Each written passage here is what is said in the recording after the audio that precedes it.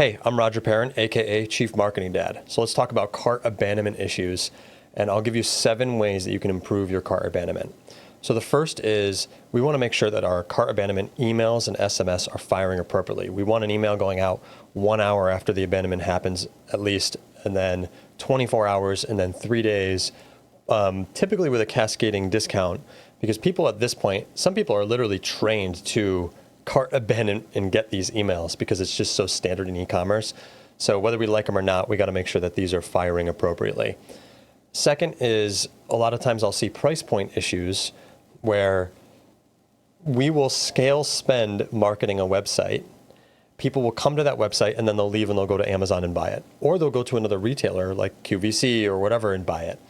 So we want to make sure that our pricing is consistent across all of those things. And hey, look, if they leave and they go buy somewhere else, they're still buying your product. The biggest issue there that I see is that people will not be able to close that loop. So we need to take big enough swings such that we can attribute lifts in other channels to the spend we are spending to advertise your website. So if we increase spend by, let's say, $20,000 in a month on your website, then Amazon just happens to jump up by 50 grand in sales at that same time, then we can draw a pretty clear correlation there. But we've got to be looking at that data daily to ensure that, so that we can make those connections.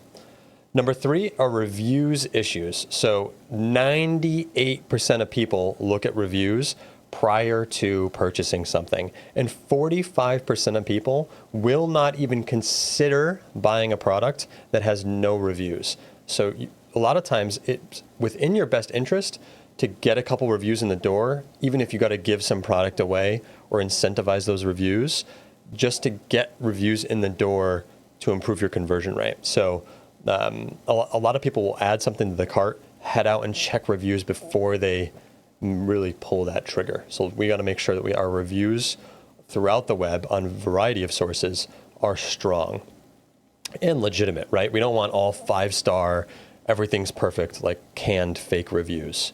4.8 is like perfect. Next is website friction. So we want to make sure that our website's loading quickly. We want to make sure that we don't have 3 or 4 steps to get to checkout. I see this a lot on a website. You'll add something to the cart. Maybe it sort of like notifies you that it's been added to the cart, but now I've got to like click on the cart and then click view cart. Then I got to go in the cart. Then I got to go proceed to checkout. And now I'm starting the checkout process. You're going to have someone that just abandons if you're going to make them click on 6 different buttons just to get into the checkout phase. When you add something to the cart, nice flyout should show up that says proceed to checkout right there. Reduce that friction, make sure the website loads fast, and make sure especially that it has a wonderful mobile experience, given over half the traffic on the web is mobile now. Next is number 5 is a guest checkout. So we want to make sure that some people just don't want to give you all their information, but they're sort of going to give it to you anyway on the back end because they need to enter their address and their name and their number or all their details. So don't force them to create an account, in my opinion, if you're having cart abandonment issues.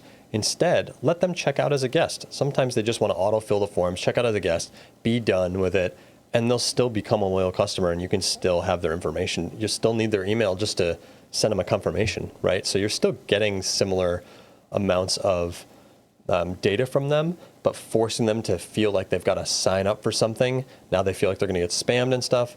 It's just another point of friction. All right, number 6 is payment options. So we want to make sure that we've got a variety of payment options that we don't want to overwhelm the person with choices, but hey, it's like 2 clicks for me to buy something with Google Checkout or with Apple Pay, or sometimes if people are price conscious, offering the ability to pay in installments through a service. And even if you lose a percentage of margin there, we can measure the impact on conversion rate when we launch those things. So let's make sure we've got a variety of payment options for everybody's unique situations. And the last is live support, or just like good support in general. A lot of people are, it's such an easy thing to just outsource to like a garbage sort of experience with customer support. But another reason people may abandon is because they're looking to have like one more question answered. And if we can provide better support, then a lot of times we can kind of push people over the edge. And so if we hopefully anyway, that AI can help improve this and get people 90% of the way there soon. I see that already happening, the AI chatbots. People don't even realize they're talking to an AI. So hopefully we can provide a better experience soon with AI, but it's I would say it's like getting there. It's very close. And just an extra bonus tip here is A/B test.